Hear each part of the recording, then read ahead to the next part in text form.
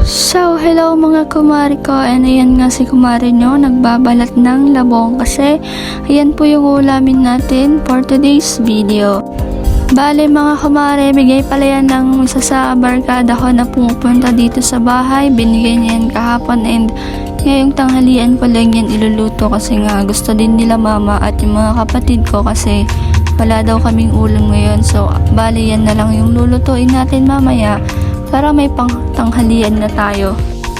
And kung makikita nyo naman din mga kumare, sobrang saya ng kumare nyo and napakasipag magbalat kasi nga nakakapag-ulam na naman siya ng paborito niyang gulay. And share ko lang mga kumare, kanina pala is kausap ko yung kapatid ko dyan na nasa Manila nagtatrabaho. Kaya yung isang cellphone ko is nakabatong dyan sa may paanan ko kasi nga nag-uusap kami and yan nga nagkakamustahan.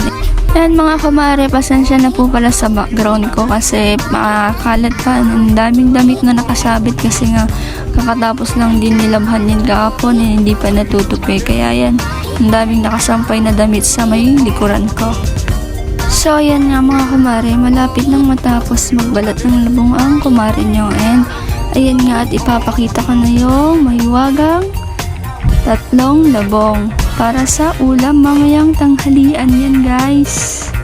And pagkatapos nga natin balatan yung labong mga kumare is gagayatin na natin ito ng maliliit para ready na mamaya sa pagluluto ng kumare nyo.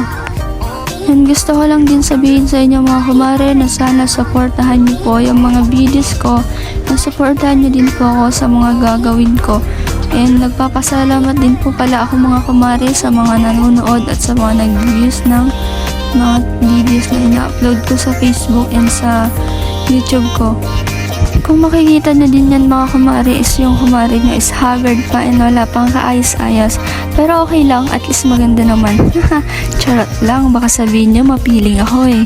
Eh, alam ko naman sa sarili ko na hindi ako maganda kagaya nyo, diba?